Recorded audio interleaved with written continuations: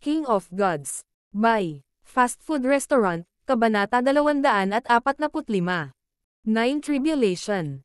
Sa gubat. Madilim ang langit at umalangaw-ngaw ang kaluskos ng kulog habang bumuhos ang ulan. Ang mga puso ng mga miyembro ng Broken Moon Clan ay sapat na kakilakilabot at ang ulan ay nagpalolo pa. Nakapikit ba ang langit sa atin? Binababasa ba tayo na parang aso bago tayo mamatay? Puno ng kalungkutan si Vice Headley at ang kanyang mga kasama. Nagsalubong ang kilay ng maikling matanda habang nakatayo sa puno. Nang malapit na sa kanya ang ulan, itinulak ito ng kanyang True Spirit Chi.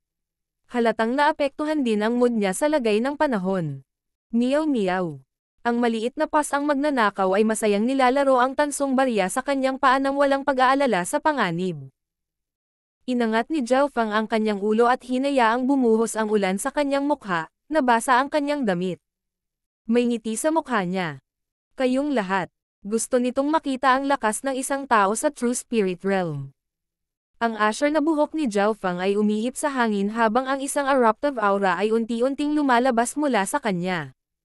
Bagamat kakapasok lang niya sa 7th Sky, ang pressure na ibinubuga ni Zhao Fang ay mas malakas pa kaysa doon sa half-step True Spirit Realm. Junior Brother Zhao, ikaw, paano mo mahaharangan ang isang eksperto sa True Spirit Realm ng mag-isa? Sabay tayong lumaban. Bulalas ni Yang Gan at Vice Headley. Sa sandaling ito, ang mga puso ng mga miyembro ng Broken Moon Clan ay medyo napuno ng guilt.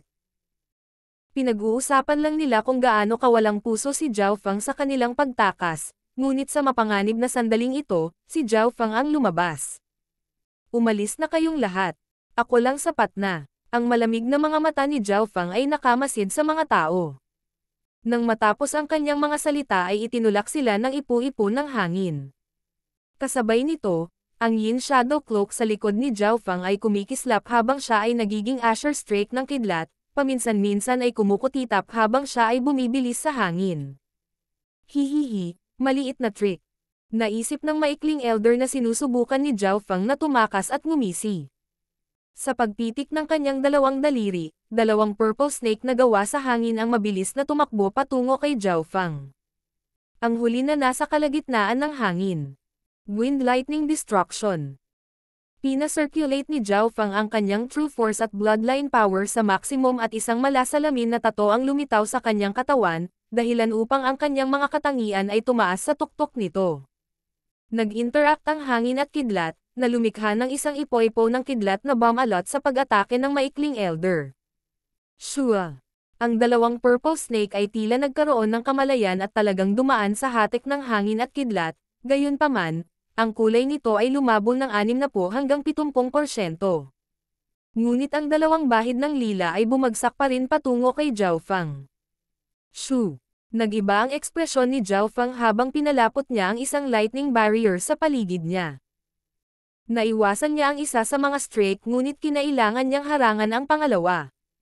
Kahit na ang pag-atake ay hamina na sa 20 hanggang 30% ng orihinal nitong kapangyarihan, naging dahilan pa rin ito ng pagtaas ng layunin sa labanan ni Zhao Fang.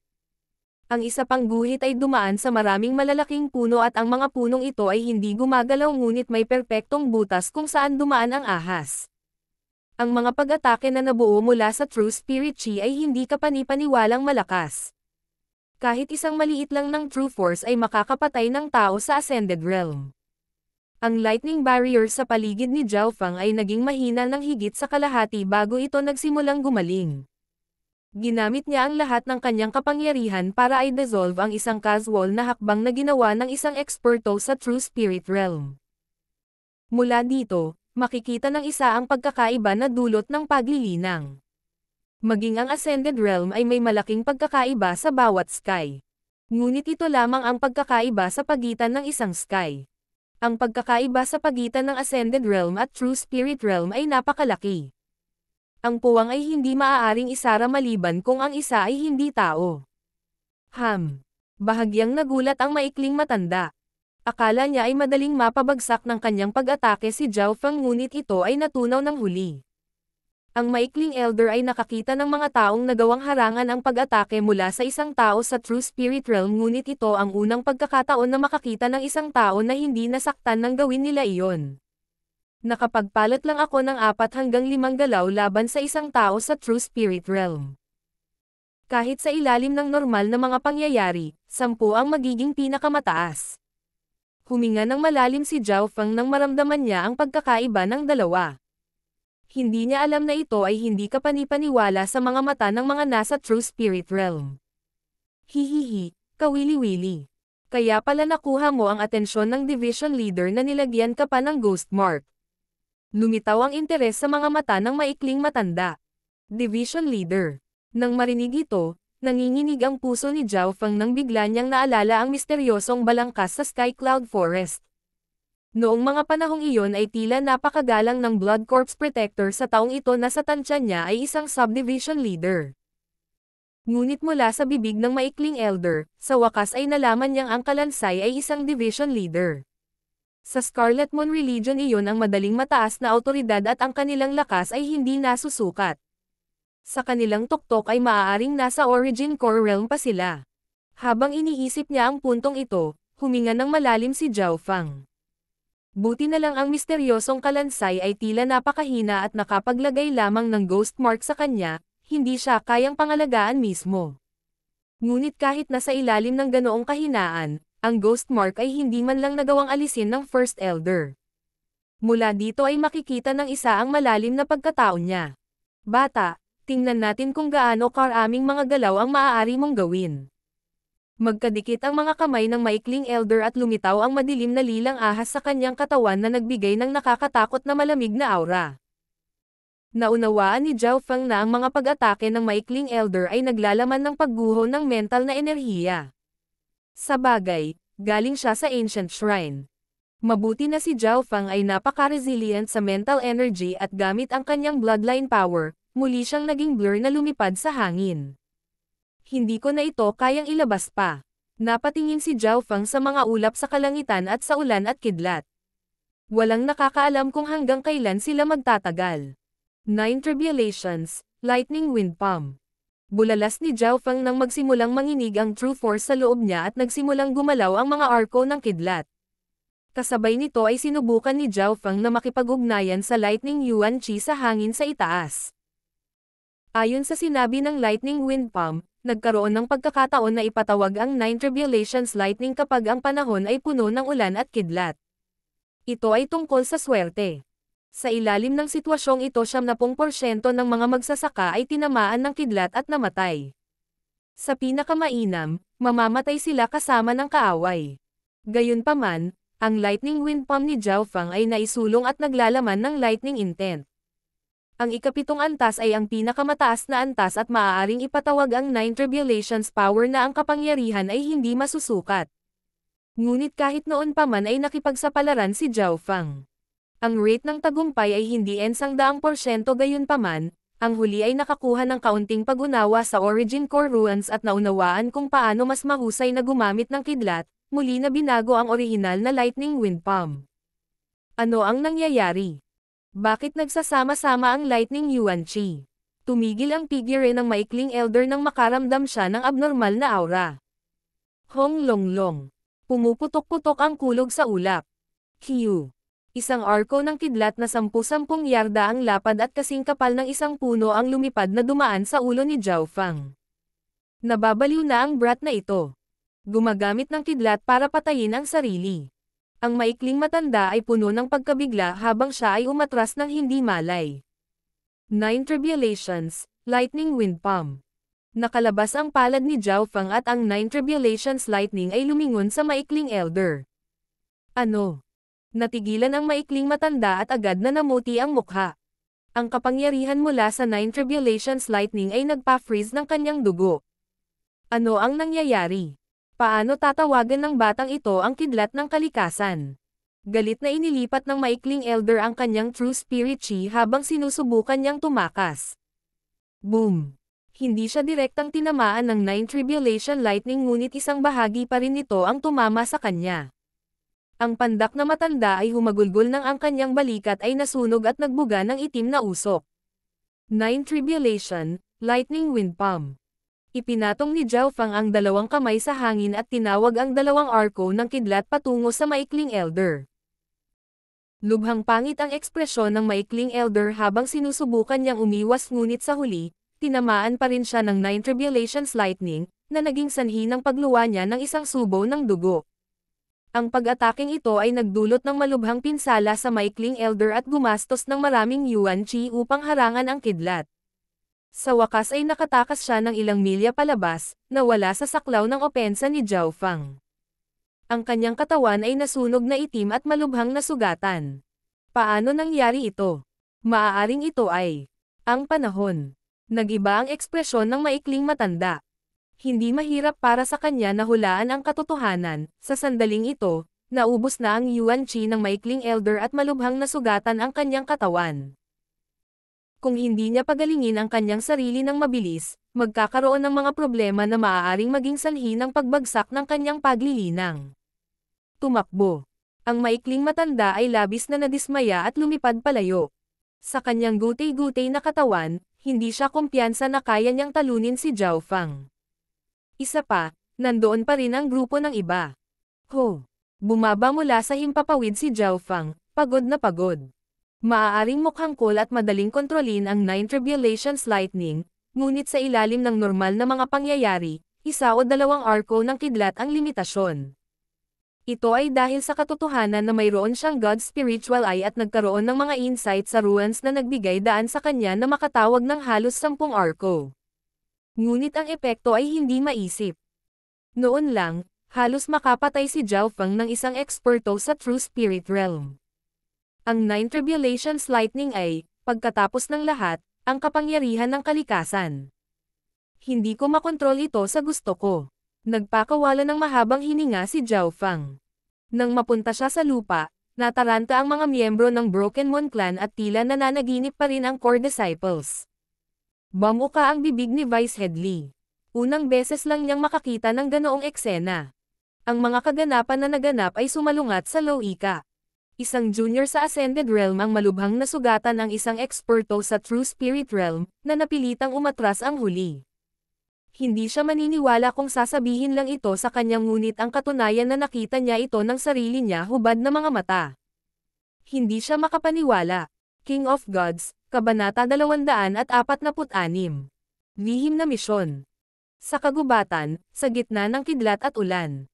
Ang tumakas na grupo mula sa Broken Moon Clan ay basang-basa, ngunit walang bakas ng kalungkutan sa kanilang mga mukha. Sa kabaligtaran, napuno ito ng saya at sorpresa. Nang bumaba na ang eksperto sa True Spirit Realm, naisip nilang mamamatay sila. Gayunpaman, hindi nangyari ang kanilang pagkamatay at lahat ng ito ay dahil sa kabataang iyon. Mabilis ang paghinga ni Zhao Fang at ang kanyang mukha ay mas mapatla kaysa dati. Gayunpaman, kalmado pa rin ang kanyang ekspresyon at patuloy ang matalim na pagsisiyasat ng kanyang mga mata sa lugar. Sa sandaling ito, kahit na ang lahat ay nakatingin kay Zhao Fang na parang nakatingin sa isang halimaw, ang kanilang mga mata ay puno ng paggalang at pasasalamat. Tara na, malumanay na sabi ni Zhao Fang habang nangunguna siya sa harapan. Ang buong grupo ay nagpatuloy sa pagtakbo sa ilalim ng utos ni Zhao Fang, at kahit na ang huli ay nanghihina, ang bilis ng kanyang paglalakbay ay hindi mabagal. 2 oras. Kalahating araw. Isang araw isang gabi. Halos hindi nagpahinga si Zhao Fang at piniga ang enerhiya sa grupo. Sa pagsunod sa landas na ito, ang grupo ay hindi nakatagpo ng anumang mga panganib. Wala ni isang Yao Beast ang nakatagpo. Bagamat nagsimulang umikot ang isip ng grupo habang papasok sila sa malamiz na kagubatan, si Zhao Fang na nasa harapan ay kalmado at tahimik. Ang kanyang kaliwang mata ay kumikinang sa isang Asher light na parang nakikita niya ang lahat. Sa tuwing tila dead-end ang landas, magugulat sila ni Zhao Fang. Naisip ni Yang Gan na may kinalaman ito sa kapangyarihan ng bloodline ni Brother Zhao. Sa wakas, sa araw na ito, sa ilalim ng utos ni Zhao Fang, lahat ay pinayagang magpahinga ng kalahating araw. Ang grupo ay pagod na pagod, at si Ran Xiaoyuan pati na rin si Lin Fan na may mahinang kultibasyon ay halos himatayan. Inilibot ng mga mata ni Zhao Fang ang grupo at naisip. Ang lugar na kasalukuyan nating kinaroroonan ay halos 10,000 milya ang layo mula sa labanan. Ang ghost mark ay mararamdaman lamang sa loob ng 1,000 milyang radius. Ang maikling matanda noon ay malubhang nasugatan at ang kanyang katawan ay halos ganap na nawasak. Kung hindi siya mabilis na gumaling, maaari itong mag-iwan ng permanenteng pinsala sa kanya. Dahil sa katotohanang nililinis ng Iron Dragon Country ang 13 clans, ang pinakamagagawa nila para harapin si Zhao Fang ay magpadala ng isang eksperto sa True Spirit Realm para patayin siya. Sa pag-iisip hanggang dito, ang puso ni Zhao Fang ay puno ng kumpiyansa. Makalipas ang 4 na oras. Matapos magpahinga ng ilang sandali, halos gumaling na sila at gumanda ang kanilang mga mukha. Brother Zhao, bagamat nakatakas tayo, si Master. Sila. Puno ng pag-aalala si Yang Gan. Matapos ang pagkamatay ng Broken Moon Clan Master, ang First Elder ay naging core ng clan. Bukod pa rito, dahil sa pagkakanulo ni Haiyun Master, ang lakas ng Broken Moon Clan ay nabawasan ng husto. Buhay pa sila. Ang espiritual na mata ng Diyos ni Zhao Fang ay nakatutok sa isang tiyak na direksyon at nagpadala ng isang tipak ng Asher na liwanag na naglalaman ng mental energy, tila naabot nito ang kabilang panig. Walang kamalay-malay, naramdaman ng grupo na ligtas sila nang marinig nila ang mga salita ni Zhao Fang. Gayunpaman, nag-aalala pa rin si Zhao Fang. Buhay. Ngunit hindi ito nangangahulugan na sila ay nakatakas at sila ay ligtas. Bilang isang dalubhasa sa True Spirit Realm, ang mga taong humahabol kay First Elder at Granny Liuyo ay magiging mas malakas.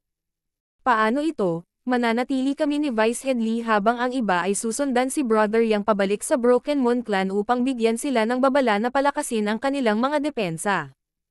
Kung mayroong mali sa Broken Moon Clan, dapat kayong magtago sa Sky Cloud Forest o umalis sa 13 bansa. Utos ni Zhao Fang. Sa sandaling ito, hindi natitinag ang awtoridad ni Zhao Fang. Brother Zhao, mag-ingat ka. Matalim na tiningnan ni Yang Gan si Zhao Fang habang sinusundan ng iba ang landas pabalik sa Broken Moon Clan. Sa ngayon, si Zhao Fang at Vice Head Lee lang ang naiwan. Bago sila umalis, si Ran Xiaoyuan at Lin Fan ay puno ng pag-aalala at pag-aalala. Hindi mahirap isipin kung bakit naiwan ang pinakamalakas na dalawa sa grupo. Nanatili sila sa likod para tulungan si First Elder at Granny Liuyo. Ang dahilan kung bakit pinaiwan ni Zhao Fang si Vice Head Lee ay dahil siya ay mapagkakatiwalaan at ang kanyang lakas ay malapit sa kanyang sarili. Kung ang First Elder at First Liuyo ay hahabulin ng isang tao sa True Spirit Realm ay makakatulong silang dalawa ng kaunti. Dumaan na tayo doon. Agad na pumili si Zhao Fang ng direksyon na parang ginagabayan siya ng Diyos. Tahimik na sumunod si Vice Head Lee sa likod. Wala naman siyang masamang nararamdaman pero parang may naiintindihan siya sa buhay. Noon si Zhao Fang ay naging isang inner disciple pa lamang at isang kabataang nahihirapan sa ilalim ng clan. Ngunit ngayon, ilang sandali lang, ang kabataan ay umangat sa kanya. Bawat desisyong ginawa ni Zhao Fang ay nakakaramdam siya ng tiwala at ligtas. Pagkalipas ng ilang oras, dumating ang dalawa sa isang bangin. Nandito na. Tumalon si Zhao Fang mula sa bangin at nagsimulang lumipad. Sa tulong ng Yin Shadow Cloak, nagawa niyang lumipad sa maikling panahon. Dahil nasa kalahating hakbang na True Spirit Realm, magagawa rin ito ni Vice Head Lee at malapit siyang sumunod sa likod. Makalipas ang 10 paghinga ay dumating sina Zhao Fang at Vice Head Lee sa isang tagong kuweba. Sa sandaling ito, bumaba ang isang aura ng True Spirit Realm na naging dahilan upang manginig ang puso ni Vice Head Lee at nagpahayag ng takot. Master, ako po ito. Ang boses ni Zhao Fang ay naglakbay sa loob ng kuweba at ang aura ay agad na nawala. Pasok ka. Isang ubo ang dumating sa First Elder na nasa loob ng kuweba. Si Zhao Fang at Vice Head Lee ay pumasok sa kuweba ay natigilan sa eksena. Natuyo muna ang mukha ni Elder at maputi ang buhok. Kinulayan ng tuyong dugo ang kanyang katawan at putol-putol ang kanang braso. First Elder, ang braso mo. Napatingin si Vice Head Lee sa lugar kung saan dapat naroon ang kanang braso. Maputlang puti ang mukha ni Granny Liuyo at mapait na sinabi. Ginamit ni First Elder ang presyo ng kanyang kanang braso para pumatay ng kalaban sa True Spirit Realm. Mula sa eksenang ito, maiisip kung gaano kakilakilabot ang labanang iyon. Tahimik na naglakad si Zhao Fang sa harap ng unang elder. Fenger, Ang Brokenmon clan ang nagligtas sa halos lahat ng ating lakas at ang mahalaga ay nakaligtas tayo sa kalamidad na ito. Napuno ng papuri ang mukha ng First Elder ngunit medyo mahina ang boses nito. Pagkatapos ay ikinwento ni Vice Headley ang kanilang pagtakas na naging sanhi ng labis na kagalakan nina First Elder at Granny Liuyo. Nagpalitan ng tingin ang dalawa at ngumiti. Ano ang braso kumpara sa aking disipulo? Pagkatapos noon, nagpalitan ng tingin si First Elder at Granny Liuyo at tila may pinag-uusapan. Ibig mong sabihin? Parang nabigla si Granny Liuyo. Tama, masyadong maliit ang lugar ng Sky Cloud Forest. At ang desisyong ito ay dapat gawin upang matiyak ang kanyang kaligtasan. Desididong sabi ng First Elder. Ang First Elder at Granny Liuyo ay parehong tumango na parang nagkasundo. Naramdaman ni Zhao Feng na ang kanyang kapalaran ay pinag-uusapan ng dalawa. Makalipas ang isang oras, matapos bahagyang gumaling ang mga pinsala ni First Elder, tinawag niya si Zhao Feng sa isang tabi. Fenger, ang Brokenmon clan ay nasa panganib ngayon at mayroon akong lihim na misyon para sa iyo. Mataimtim ang ekspresyon ng First Elder at ang kanyang mga mata ay puno ng pag-asa at pag-asa. Sumasang-ayon ako. Hindi nagtanong si Zhao Feng kung ano ang misyon. Pagkatapos ng pagsasama ng God's Spiritual Eye, naging mas kalmado siya at nanlamig ngunit hindi nagbago ang kanyang emosyon. Si First Elder ay isa sa pinakamahalagang tao sa kanyang buhay at pinrotektahan siya sa clan. Sa pagkakataong ito, inilagay ni First Elder ang kanyang buhay sa linya at nawalan ng braso para protektahan si Zhao Feng at ang kanyang kasama. Kahit na ito ay para sa pasasalamat, papayag si Zhao Feng sa mga hinihingi ng kanyang master. Higit pa rito, sigurado si Zhao Feng na ang hiniling ni master ay para sa kanyang kapakanan. Tumingin ng malalim si First Elder kay Zhao Feng. Hindi na kailangan ng mga salita. Alam niya kung ano ang kanyang alagad mula sa isang simpleng aksyon. Lalo siyang nadama na maswerte sa isang mabuting alagad. Walang pagsisisi. Nakita mo na ang kapangyarihan ng Iron Dragon Country. Hindi ito isang bagay na kayang panindigan ng 13 clans. Higit pa rito, ito ay nasa ilalim ng suporta ng Scarlet Moon Religion. Sabi ng First Elder. Tinanggaw ni Zhao Feng ang kanyang ulo at nahulaan sa kanyang isipan. Sa makatuwid, nagpa siya akong ipadala ka sa Northern Continent Clan para sa tulong. Nagpatuloy ang First Elder. Tulong. Kinumpirma ni Zhao Feng ang kanyang mga hula. Ang kasalukuyang sitwasyon ay medyo malungkot para sa 13 clans. Matapos talunin ang Sky Rich Country, ang Iron Dragon Country ay nakapagpadala pa rin ng puwersa para labanan ang 13 clans. Ang pagkontrol sa sitwasyon ay naging sanhi ng panlalamig ng iba. Nangangahulugan ito na ang 13 angkan ay tinamaan lamang ng mga labi ng labanan sa pagitan ng dalawang bansa.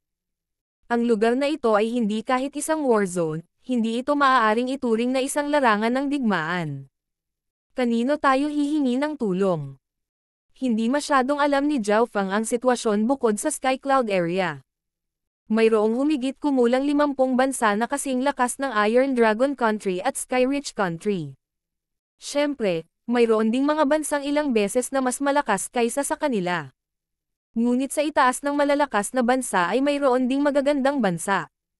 Bahagyang huminto si First Elder. Maliit na bansa, malakas na bansa, mahusay na bansa. Isang larawan ang lumitaw sa isip ni Zhao Feng. Ang 13 bansa ay tiyak na maliliit na bansa, hindi mahalaga sa sinuman. Walang maliit na bansa ang nakaharang sa malalakas na bansa. Ang mga clans sa Iron Dragon Country ay madaling durugan ang 13 clans. Gayunpaman, ang mga bansang kasing lakas ng Iron Dragon Country at Sky Rich Country ay wala sa pinakamataas. Dahil nasa itaas nila ang mga dakilang bansa. Mayroong iba pang malalakas na bansa malapit sa lugar ng Sky Cloud Forest. Kung handa silang tumulong, malulutas ang panganib sa 13 clans.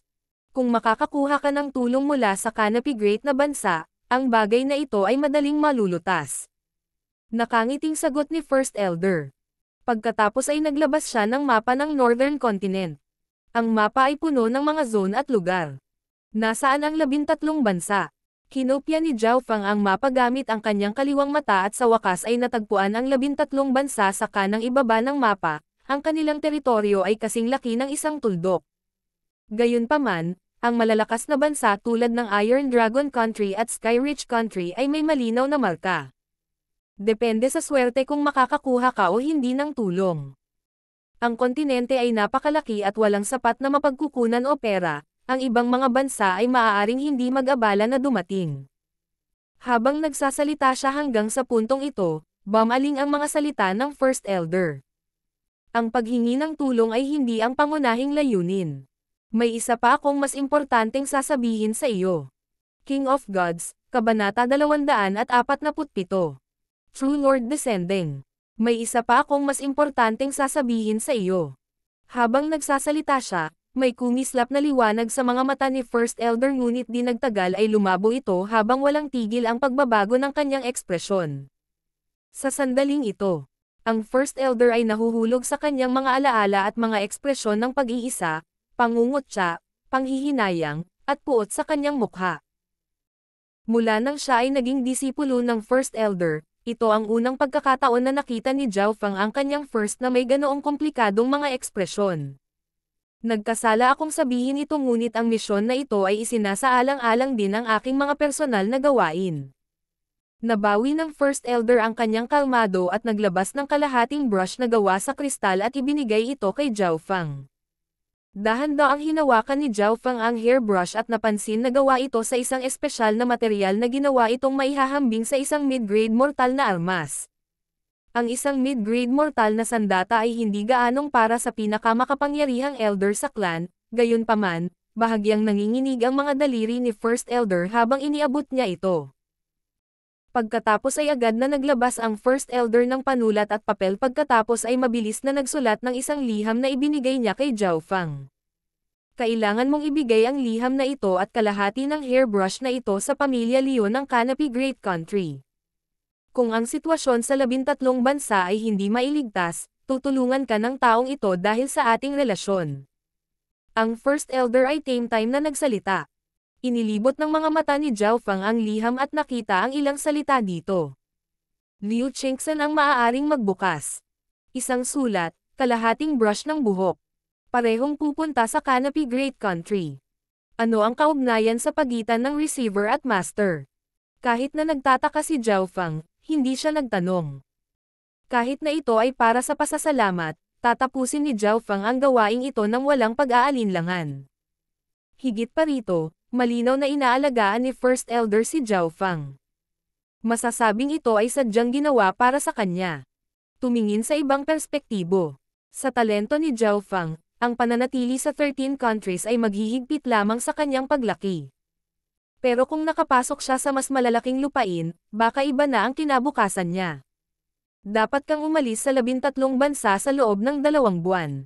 Bukod dito, upang payagan ang pagiging lihim, hindi ka na makakakita ng sino man mula ngayon. Mahigpit na sabi ng First Elder. Ang ibig sabihin ni Master ay hindi ko na makakausap muli ang mga tao ng clan. Mas mainam na huwag gawin iyon. Bumantong hininga si First Elder pagkatapos ay idinagdag. Kung tungkol sa iyong pamilya, tutulungan ko sila. Kung wala ka nang natitirang alalahanin, pwede ka nang umalis. Nang marinig ito, sa wakas ay nagbago ang ekspresyon ni Zhao Feng. Bakit nagsalita ang First Elder na para bang siya ay mamamatay? Hindi kaya magkaroon ng kahit isang pagkakataon ng pag-asa ang Broken Moon Clan at ang Alliance.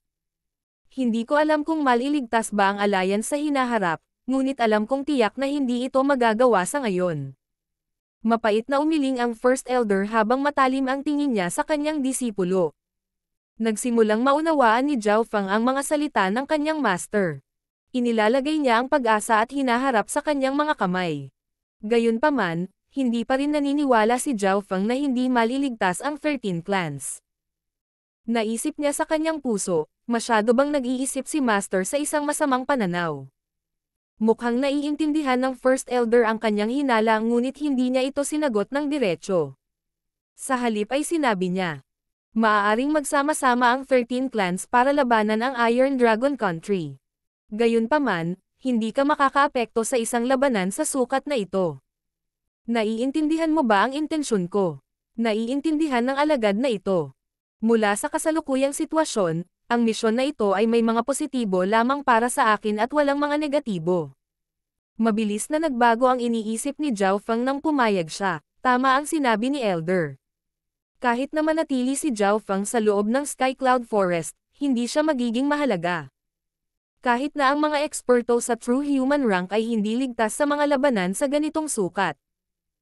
Ang mga cultivator sa Ascended Realm ay ang mga nasa ilalim na sundalo at maging ang mga kumpe ng kanyan. Wala silang anumang banta sa kaaway. Dahil wala akong gamit dito, bakit hindi pumunta at tumutok sa misyon? Shua. Isang blur ng Asher ang kumurap nang umalis si Zhao Feng sa kuweba. Hindi nagtagal pagkaalis ni Zhao Feng, nagpakita si Granny Liuyo sa tabi ng First Elder. Ibinaba mo ang iyong ulo para humingi ng tulong sa taong iyon. Hindi makapaniwala si Granny Liuyo. Walang sinabi si First Elder. Ang tanging ginawa niya ay tumingin sa direksyon ng pag-alis ni Zhao Feng, na nalubog sa malalim na pag-iisip. Oo nga pala, ang iyong mga aksyon ay nag-iiwan sa 13 clans ng isang thread ng pag-asa. Para kay Zhao Feng, walang downsides. Una, nagawa niyang lisanin ang magulong 13 bansa, at pangalawa, nakapasok siya sa tunay na yugto ng Northern Continent. Napabuntong hininga si Lola Liuyo. Habang iniisip niya ang bagay na iyon, kung mayroon siyang isang mabuting alagad, marahil ay gagawin din niya ang mga haba upang mabuksan ang isang landas para sa kanila. Ngunit ang paghahanda ni First Elder ay mas mahusay at nagkaroon ng mga koneksyon kahit sa Great Bansa. Makalipas ang kalahating araw, pumasok si Zhao Feng sa Sky Cloud Forest mag-isa. Sa daan, nakita niya ang grupo mula sa Broken Moon Clan kasama ang kanyang god spiritual ay mula sa ilang daang milya ang layo. Sina Yang Gan, Ran Xiaoyuan, Lin Fan at kasama ay nasa paglalakbay pa rin pabalik, ngunit walang anumang intensyon si Zhao Feng na batiin sila. Ang Broken Moon Clan. Cloud Country. Aalis sa ganitong paraan at mawala sa mga tanawin ng lahat. Ang puso ni Zhao Feng ay ayaw at nalulungkot. Siya ay lumaki sa Cloud Country at hindi kailanman umalis sa lugar bukod sa 13 Clan Alliance Banquet. Ngunit sinabi ng Loika kay Zhao Feng na magkakaroon lamang ng mga downsides kung mananatili siya. Nahulog ang 13 Clan sa isang mapanganib na whirlpool. Hindi ko kayang baguhin ang sitwasyon gamit ang aking kapangyarihan. Higit pa rito, mayroon din akong ghost mark kaya mas mapanganib ako kaysa sa iba. Huminga ng malalim si Zhao Feng. Mula pa noong Floating Crest Trial, si Zhao Feng ay bumangon at pagkatapos ay nakakuha ng unang pwesto sa Alliance Banquet hindi pa nagtagal. Ang gayong mga tagumpay ay naging tiwala sa kanya. Ngunit sa sandaling ito, pakiramdam niya ay wala siyang magawa. Ang pagharap sa buong sitwasyon kung ano ang maaari niyang gawin ay maaaring baliwalain at kung hindi gagawin ng tama, siya ay mawawalan ng buhay. Kapag sa wakas ay nagkaroon na ako ng tunay na kapangyarihan, siguro makokontrol ko ito sa tadhana ng lugar na ito. Biglang nagkaroon si Zhao Feng ng lakas. Miyaw miyaw. Tamad na umupo ang maliit na pas ang magnanakaw sa balikat ni Zhao Feng. Kung ikukumpara noong napisa pa lang, ang munting pas ang magnanakaw ay lumaki lang ng kaunti, kaya hindi na ito pinansin. Kasing laki pa rin ito ng palad. Ang bilis ng paglaki nito ay hindi kapanipaniwalang mabagal. Miyaw miyaw. Para bang naramdaman nito ang kalungkutan ni Zhao Feng, tinakpan ng maliit na pas ang magnanakaw ang mukha ni Zhao Feng pagkatapos ay masayang tumalon sa kagubatan. May puso si Zhao Feng na makipagkarera sa maliit na pas ang magnanakaw, ngunit nang hindi ginagamit ang Yin Shadow Cloak at ang kanyang bloodline power, si Zhao Feng ay kapantay lamang ng pusa. Gayunpaman, sa mga tuntunin ng Lixi, si Zhao Feng ay wala kahit saan. Higit pa rito ang maliit na pas ang magnanakaw ay maaaring maging invisible at ang kanyang mga katangian ay bumangon lahat sa gabi. Siyempre, ang maliit na pas ang magnanakaw ay paminsan-minsan ay nagtatapon ng barya na tila kayang kalkulahin ang hinaharap. Dumaan ang tao at pusa sa Sky Cloud Forest ngunit hindi nagpasya si Zhao Feng na umalis kaagad sa 13 bansa. Ang limitasyon sa oras na ibinigay ng unang elder kay Zhao Feng ay 2 buwan at si Zhao Feng ay mayroon pa ring sariling mga problema na kailangan niyang tapusin. Una, ang kanyang cultivation ay tumaas ng 2 sky sa Alliance Banquet at kailangang pagsamahin. Pangalawa, ang ghost mark ay isang problema na kailangang alagaan. Ito na ang pangalawang problema na naging dahilan ng pananakit ng kanyang ulo. Ang misteryosong balangkas ay talagang isang division leader. Noong nasa tuktok na ang Scarlet Moon Demonic Religion, isang subdivision lang ang nagawang walisin ang 13 clans at sirain pa ang isang strong country. Ang division leader ay hindi maarap. Sa araw na ito, pumasok si Zhao Feng sa isang misty zone. Ito ang mga panlabas na gilid ng 100 Graves Forbidden Ground. Ang paglapit ay magiging lupain ng mga buto kung saan naroon ang sumpa. Ang maulap na kagubatan ay may mahiwagang kapangyarihan na maaaring makapagpigil sa pandama ng isang tao, kahit na ang mga eksperto sa True Spirit Realm ay mapipigilan ang kanilang mga pandama. Dito muna ako magbubungkal. Dapat itong maging ligtas. Nakahanap si Zhao Feng ng isang sulok at umupo. Makalipas ang kalahating buwan, pinagsama-sama ni Zhao Feng ang kanyang paglilinang. Masyadong padalos-dalos ang pag-unlad ng dalawang skies sa maikling panahon. Ang lahat ay nagkaroon ng ups and downs. Habang pinagsasama-sama ni Zhao Feng ang kanyang cultivation ay napansin niya na ang potensyal sa kanyang katawan ay itinulak pababa at ang pag-unlad ay magiging mas mahirap. Ito ang downside ng pagbagsak sa tulong ng mga item. Sa kabutihang palad, wala siyang anumang intensyon na masira sa loob ng maikling panahon. Mayroong maraming mga matatandang tao sa clans na nanatili sa antas na ito sa loob ng mga dekada o kahit sa kanilang buong buhay. Ang agwat sa pagitan ng True Spirit Realm at Ascended Realm ay napakalaki. Upang makalusot, ang isang tao ay dapat magkaroon ng kapalaran, potensyal, talento, at swerte. Pagkatapos ng isa pang kalahating araw ng cultivation, ang cultivation ni Zhao Feng ay naging matatag ngunit ang pagtaas ng kanyang potensyal ay limitado. Pagkatapos pagsamahin ang kanyang pundasyon ay dumating ang pangunahing problema, ang Ghost Mark. Naramdaman lang ni Zhao Feng ang pagkakaroon ng Ghost Mark nang buksan niya ang kanyang God's Spiritual Eye, ngunit sa kanyang cultivation at mastery sa mental energy, hindi ito sapat para masira ang markang ito. Ang kahirapan ay katumbas ng pagpasok sa True Spirit Realm. Gayunpaman, hindi sumuko si Zhao Feng. Nakatuon siya sa mental energy techniques at kung ano ang natutunan niya sa Alliance Banquet. Walang kamalay-malay, ang kanyang kahusayan sa mental energy ay higit na lumampas sa mga kasanayan tulad ng heart controlling technique. Sa panahong nakatuon si Zhao Feng sa mental energy, ang sitwasyon sa 13 bansa ay sumailalim sa malaking pagbabago. Isang bahagi ng 13 clans experts ang nagtagumpay sa pagtakas. O mas tiyak, ang 12 clans. Pagkatapos ng kalahating buwan ng pagpaplano, inatake ng mga puwersa ng 12 angkan ang Concealed Dragon River. Sa sandaling ito, ang Concealed Dragon River ay naging kuta ng Iron Dragon Country. Ngunit ang kakaiba ay ang Iron Dragon Country ay hindi nagpadala ng maraming eksperto o sundalo.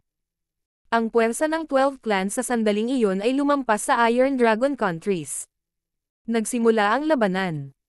Ang 12 clans ay may kumpiyansa na pinilit na pabalaykan ang Iron Dragon Country. Ngunit sa sandaling ito, lumitaw ang isang maling kalkulasyon. Isang walang kapantay na eksperto ang lumitaw sa panig ng Iron Dragon Country. True Lord Rank. True Lord Descending. Noong panahong iyon, doble ang puwersa ng 12 angkan kumpara sa panig ng bansang Iron Dragon, ngunit nang bumaba ang True Lord, lahat ng kalamangan ay nawala. Ang mga nasa True Lord rank ay maaaring baliktarin ang mga ulap at magpatawag ng ulan, at may kakayahang ayusin ang labanan. Walang nakakaalam kung gaano kalakas ang isang True Lord. Alam lang nila na ang mga matataas na echelon sa True Spirit Realm ay sumuko ng walang labis na pagtutol. King of Gods, Kabanata 248. Isang halik, isang inumin. Sa gitna ng Concealed Dragon River. Ang mga elder ng 12 angkan ay sumuko na. Nababalot ng pait at kawalan ng kakayahan ang kanilang mga mukha. Ang pagpusada sa hangin ay isang kabataan. May hawak siyang metal fan at may matalas at nagyayelong mga mata. Ang pinaka-weird sa kanya ay ang layer ng metal na pamatong sa kanyang balat, maging ang kanyang damit at buhok ay tila metal. Ang malamig at metal na aura ay pumasok sa kalapit na espasyo, na tila nagyayelo. Walang kahit isang simoy ng hangin ang naruroon. Taishao True Lord, ang 12 clans ay sumuko at handang maglingkod sa malakas na bansang Iron Dragon. Papatayin mo ba kaming lahat? Pinigilan ng Grand Elder ng Cloud Sword Clan ang kanyang galit habang pinupunasan niya ang dugo sa gilid ng kanyang bibig. Bilang isang sword cultivator ng True Mystic rank, nalaslas niya ang katawan ni Tai Xiao True Lord at nagdulot ng mga sparks na lumipad, ngunit ang kalaban ay hindi nasugatan. Sa halip, siya ay tinamaan ng isang nakakatakot na rebounding force. Ang iba pang matatanda ng 12 angkan ay galit na galit, gayunpaman, hindi sila gumanti o wala silang iniisip na pagtutol. Ang True Lord Realm ay napakalayo sa kanila. Ang First Elder ng Broken Moon Clan ay bumuntong hininga. Noong nakaraan, ang Iron Dragon Country at ang Sky Rich Country ay mayroon lamang isang eksperto ng True Lord rank, kaya sila ay balanse. Gayunpaman, ngayon, ang Iron Dragon Country ay may isa pang eksperto sa True Lord rank, kaya agad nilang nabago ang sitwasyon. Ang pagsilang ng isang True Lord rank expert ay nakaapekto sa sitwasyon sa buong lugar. Nakatayo sila sa tuktok, at ang bawat pag-iisip o pagkilos ay maaaring makaimpluwensya sa buhay ng daan-daang milyong tao. Si Tai Xiao True Lord ay nag-hover sa gitna ng hangin ngunit nanatiling tahimik. Ang misteryosong itim na figure mula sa Iron Dragon Country ay naglabas ng isang blankong scroll na ilang yarda ang haba. Ito ay isang blood-pact scroll. Lahat ng cultivator sa True Spirit Realm na naruroon dito ay pumirma nito. Sabi ng misteryosong itim na figure. Ang pagpatay sa 12 clans ay walang mga benepisyo para sa Iron Dragon Country. Bukod dito, hindi magiging madali ang pagpuksa sa mga ugat ng 12 clans. Ang pinakamabuting solusyon ay ang pagsisilbihan sila ng mga puwersang ito. Nagkatinginan ang mga matatanda ng 12 angkan. Napuno ng kawalan ng kakayahan ang kanilang mga mata. Ang Blood Pact Scroll ay katulad ng isang sulat ng pagsuko ngunit may mas malakas na epekto. Kapag nilagdaan nila ang scroll na ito, pipigilan sila. Matapos ang kalahating oras na inabot para sa paggawa ng tsaa. Ang mas mataas na echelon ng 12 clans ay pumirma sa Blood Pact Scroll ng isa-isa. Para sa Ancient Shrine, sila ay orihinal na subdivision ng Scarlet Moon Demonic Religion at nasa panig ng Iron Dragon Country. Hindi nila kailangang lumahok. Q. Si Tai Xiao True Lord na nakahover sa gitna ng hangin ay walang ekspresyon na naging isang kumikislap na blur na sumanib sa kalangitan. Ang True Lord ay hindi nagpakita kahit isang oras at hindi man lang kumikilos ngunit binaliktad ang sitwasyon. Pagsuko ng 12 clans ay hindi nagtagal ay kumalat sa 13 bansa. Ang mga eksperto ng Iron Dragon Country ay pumasok sa 12 clans at ang matataas na echelon ng bawat clan ay nagsimulang magbago. Kabilang sa kanila ang Broken Moon Clan. Ang Haiyun Master ay naging Broken Moon Clan Master at naging kinatawan ng malakas na bansang Iron Dragon. Dahil sa katotohanang nawalan ng braso ang First Elder sa panahon ng labanan at nasunog ang kanyang pinagmumulan ng True Lord na nagresulta sa pagbaba ng kanyang kultibasyon, naging mahina siya. Ang Haiyun Master, na nakakuha ng tiwala ng malakas na bansang Iron Dragon at nagkaroon ng suporta ng Regulations Elder, ay naging taong may pinakamaraming awtoridad. Pagkatapos maging Clan Master, nagbigay ng utos ang Haiyun Master. Patayin ang taksil na si Zhao Fang. Si Zhao Fang ay lumabag sa mga patakaran ng clan, hindi iginagalang ang kanyang mga elder, at tumakas. Kung mahuli ng buhay, ibalik siya sa clan. Kung siya ay lumaban, patayin siya. Ang walang emosyong boses ni Haiyun Master ay umalangaw-ngaw sa buong bulwagan. Ang utos na ito sa lalong madaling panahon ay nalaman ng lahat. Naglista rin ang clan ng matataas na gantimpala para patayin o makuha si Zhao Fang. Ang pagbibigay lamang ng mga bakas ng Zhao Fang ay gagantimpalaan ang tao ng 10,000 mababang grade na Primal Crystal Stones. Ito ay hindi maliit na halaga kahit para sa mga eksperto sa True Human rank. Kung tungkol sa paghuli o pagpatay kay Zhao Fang, ang bounty ay 10 beses na mas mataas. Ang First Elder at Granny Liuyo ay naging low-key at tahimik sa lahat ng nangyari sa clan. Dahil ang Haiyun Master ay hindi makahanap ng anumang mga pagkakamali at hindi lubos na kumpiyansa na maaari niyang alisin ang mga ito, wala siyang nagawa. Sa oras na ito, nanginginig ang puso ng lahat mula sa Broken Moon Clan ngunit napakahusay ng Haiyun Master. Nagbigay siya ng mga gantimpala at pinarusahan ang iba ng patas, na nanalo sa puso ng ilang tao. Sa Sky Cloud Forest, sa maulap na lugar. Naiintindihan ni Zhao Fang ang mga diskarte sa enerhiya ng pag-iisip at sinusubukang tunawin ang ghost mark sa kanya. Hanggat nananatili sa akin ang ghost mark, malalagay ako sa panganib. Kung ang mahiwagang kalansay na iyon ay bumawi pabalik sa pinakamataas nitong lakas. Binasa ni Zhao Fang ang lahat ng mental energy technique sa kanyang isipan ngunit walang solusyon. Isang buong buwan na ang lumipas mula noong pinagsama-sama ang kanyang paglilinang. Ang kahusayan ni Zhao Fang sa mental energy ay tumaas at nagsimulang maunawaan ang ghost mark ng kaunti. Ang ghost mark ay katulad ng mahiwagang kapangyarihan ng Tears of 100 Graves ngunit ang ghost mark ay walang nakakasakit na katangian. Nag-iiwan lamang ito ng marka sa akin, sa makatuwid ang espiritual na mata ng Diyos ay hindi lumaban sa likas na hilig. Sa wakas ay may naunawaan si Zhao Fang. May isa pa siyang plano at iyon ay ang gamitin ang kapangyarihan ng Curse of 100 Graves para masira ang ghost mark. Gayunpaman, ang Curse of 100 Graves ay masyadong mapanganib at kailangang maging maingat si Zhao Fang. Makalipas ang kalahating araw, si Zhao Fang ay pumasok muli sa Curse of 100 Graves at ang hindi nakikitang malamig na kapangyarihan ay sinubukang pumasok sa kanyang katawan.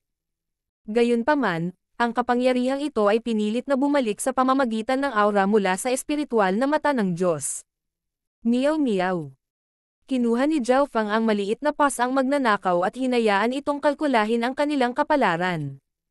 Ang munting pasang magnanakaw ay tumango habang inilabas nito ang barya na may pagmamalaki sa mukha bago ito ibinagsak sa hangin at sinalo ito gamit ang kanyang mga paa. Matapos mahuli ang barya, nagsalubong ang kilay ng munting pasang magnanakaw. Paminsan-minsan ay tumango ito, ngunit umiling din ito sa ibang pagkakataon. Ang koneksyon ni Zhao Fang at ng maliit na pasang magnanakaw ay napaka-espesyal, kaya alam niyang malabo ang sagot. Kahit ang maliit na pasang magnanakaw ay hindi makapagbigay ng eksaktong sagot. Kailangan nating subukan ito. Si Zhao Fang at ang munting pasang magnanakaw ay hindi nakita ang tadhana ng kamatayan. Siyempre, ito ay ipinapalagay na ang mga kasanayan sa hula ng maliit na magnanakaw na pusa ay gumagana pa rin.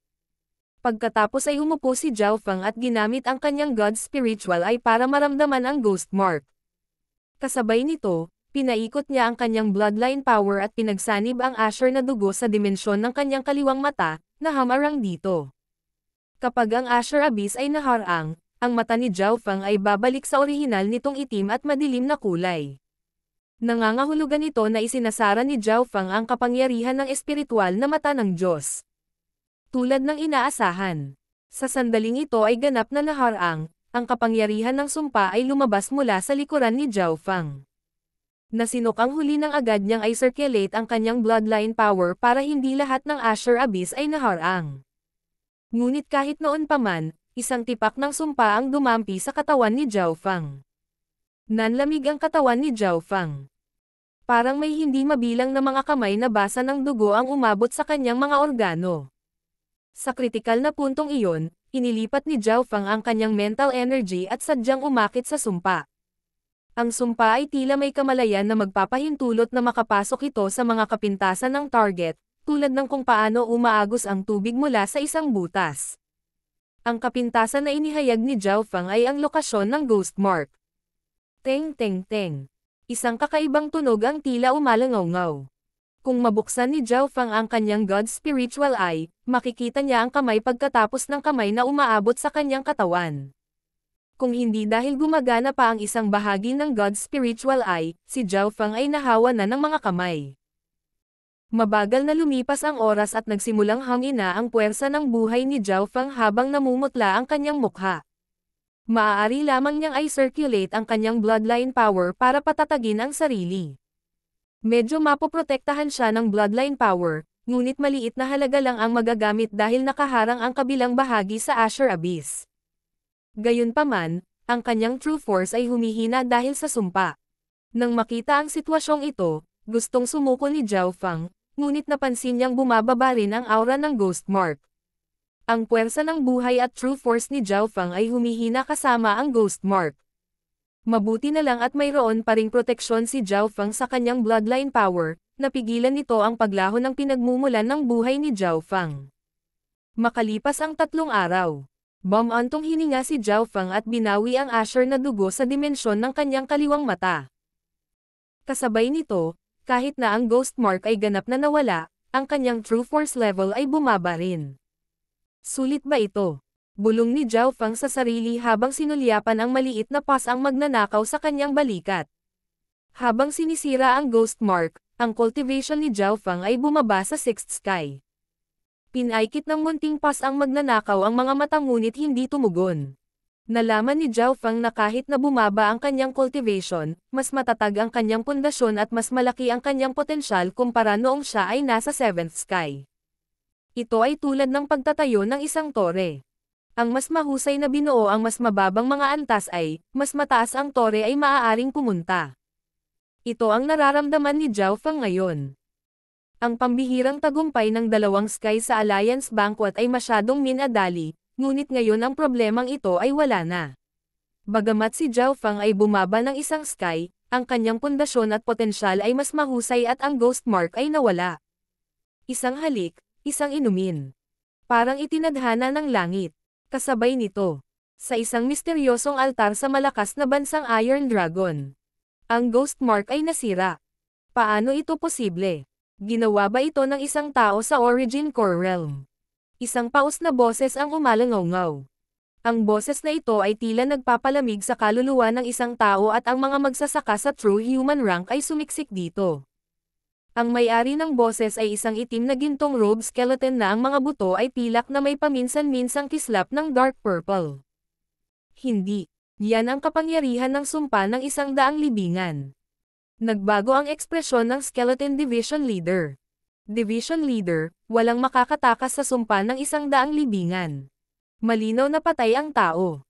Isang pilak na may guhit na bangkay ng dugo ang tumawa sa gilid. Tumango ang Skeleton Division Leader. Kung namatay ang tao, mawawala rin ang ghost mark. Division Leader, tungkol sa sumpa ng 100 libingan.